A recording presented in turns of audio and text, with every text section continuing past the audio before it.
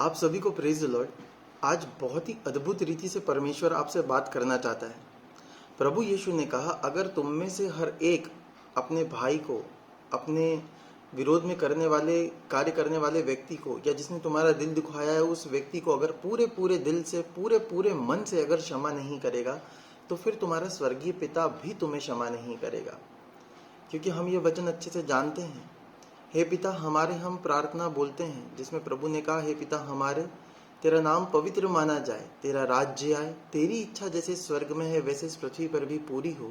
हमारा प्रतिदिन का आहार आज हमें दे, और हमारे अपराध हमें क्षमा कर जैसे हम भी अपने अपराधियों को क्षमा करते हैं, और हमें परीक्षा में न डाल परंतु बुराई से बचा।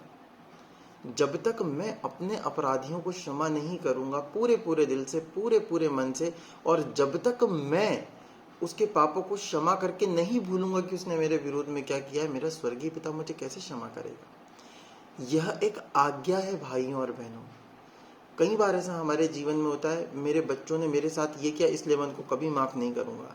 मेरी बेटी ने, मेरे बेटे ने अन्य जाति में विवाह कर लिया, मैं उससे कभी मुंह नहीं देखूंगा, मैं उसकी बात नहीं मानूंगा। या मेरे बेटे ने किसी शादीशुदा व्यक्ति से, या मेरी बेटी ने किसी शादीशुदा व्यक्ति से शादी कर ली, इसलिए मैं उसके साथ में कभी बात नहीं करूंगा। उसने मेरी नाक कटवा दी, उसने मेरा नाम लजवा दिया, मेरी बहन ने ऐसा कर दिया, किसी का घर तोड़ दिया, मेरे भाई ने ऐसा कर दिया, किसी का घर तोड़ दिया, उसने मेरे लिए प्रॉपर्टी पर एलिगेशन लगाया, उसने मेरे साथ ये किया, उसने मेरे साथ वो किया। और फिर ये बात कब तक, जितने रिश्तेदार मिलते हैं, जितने दोस्त मिलते हैं, जितने घर वाले मिलते हैं, उन सभी के साथ हर बार हम इसी बुराई को करते चले जाते हैं हमारे जीवन में। क्या ये उचित है? ये उचित बिल्कुल भी नहीं है। वो आपके रक्त संबंधी है, आपके शत्रु नहीं है। आपके अंदर कार्य करने वाला अहंकार का आत्मा, आपके अंदर कार्य करने वाला घमंड का आत्मा, आपके अंदर कार्य करने वाला आत्मसम्मान का आत्मा। क्या आत्मसम्मान है कि मैं मेरे भाई को माफ ना करूं? क्या ये आत्मसम्मान है? प्रभु का वचन कहता है कि तुम एक दूसरे से सम्मान की अपेक्षा करते हो, तुम उस सम्मान को नहीं देखते जो एकमात्र परमेश्वर की ओर से आता है। मुझे किसके द्वारा सम्मान चाहिए? मेरे स्वर्गीय पिता के द्वारा। जब मैं ये बातें बहुत से लोगों को कहूंगा तो वो मुझसे कहेंगे, हम जीसस क्राइस्ट नहीं है। होने की जरूरत भी नहीं है, क्योंकि वो तो एकमात्र और एक ही है, और वो एक ही परम पवित्र परमेश्वर है।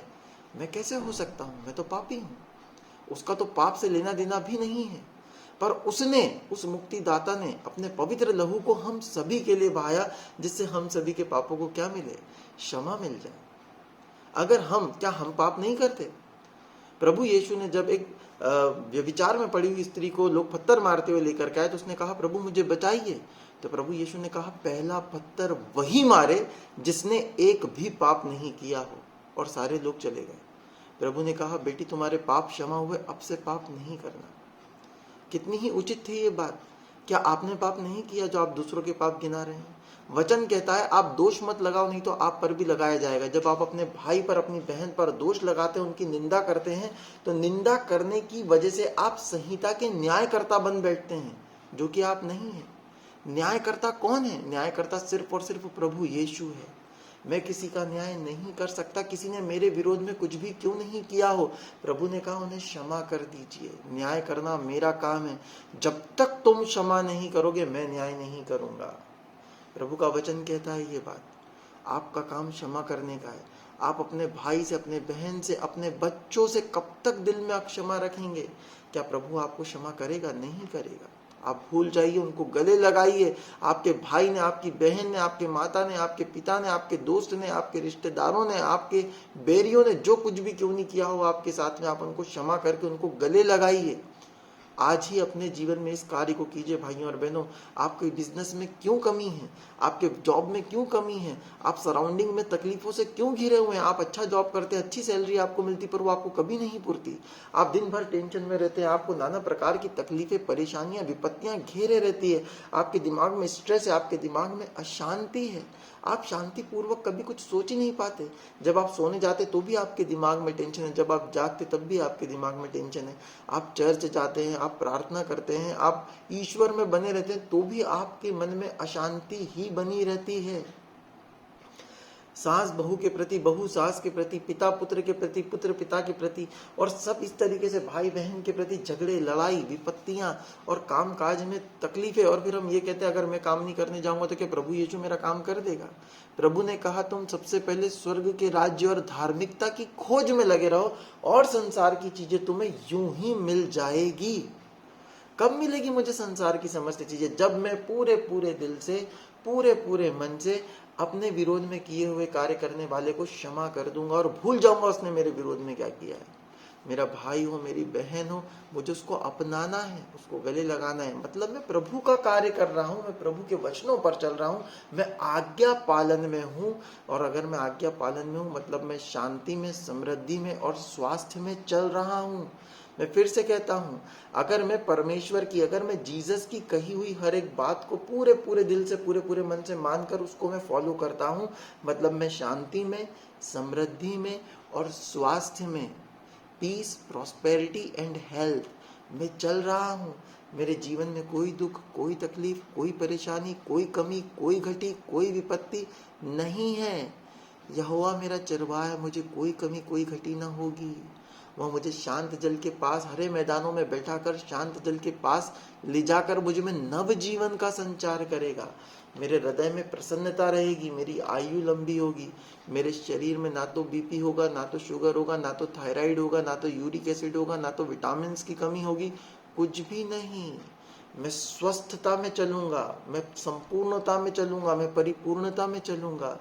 लेकिन अगर इस तरह की कोई भी बात आपके जीवन में है भाइयों और बहनों, तो आप सबसे पहले अपने भाई बहनों को, अपने माता पिता को, अपने रिश्तेदारों को, आपके जो अपने हैं, जो अपने संबंधी हैं, जो आपके कलीग हैं, जो आपके दोस्त हैं, जो आपके वर्किंग प्लेस के लोग हैं, उन सभी को आप क्षमा कर दीजिए और आपके जीवन में पूर्ण रूप से परिवर्तन आ जाएगा। और प्रभु यीशु आपको इतना बहुतायत में देगा, आपको समझ में नहीं आएगा। आपके पास जो है उसमें आप संतोष भरा जीवन जिएंगे। आपको कभी किसी चीज के लिए असंतुष्टि नहीं उठाना पड़ेगी। आपका जीवन सेटिस्फेक्शन से भरा रहेगा, जो कि आपको प्रभु यीशु ने दिया है। अपने भाई को पूरे पूरे मन से, अपनी बहन को, अपने माता पिता को, अपने रिश्तेदारों को पूरे पूरे मन से, पूरे पूरे हृदय से क्षमा कर दीजिए। और जो धार्मिकता आपके अंदर निवास करेगी वो प्रभु देखेगा। उसी धार्मिक आचरण की वजह से, उसी प्रेममय आचरण से, प्रेम के आचरण से, मतलब उसी प्रभु यीशु के आचरण में आप निवास करेंगे। प्रभु का आत्मा आप में निवास करेगा और वो बहुतायत में आपको हर एक चीज में आशीष देगा। आपका अन्न, आपका जल, आपके बच्चे, आपका घर, आपका बिजनेस, आपका जॉब, सब कुछ आशीषित रहेगा प्रभु यीशु के नाम में। प्रभु यीशु हम सभी को सद्बुद्धि, सन्मार्ग और सत्परामर्श प्रदान करे। आपका घर और घराना आशीषित रहे। जिन लोगों के जीवन में दुख तकलीफ है, आप उनके साथ में ये वीडियो को शेयर कीजिए।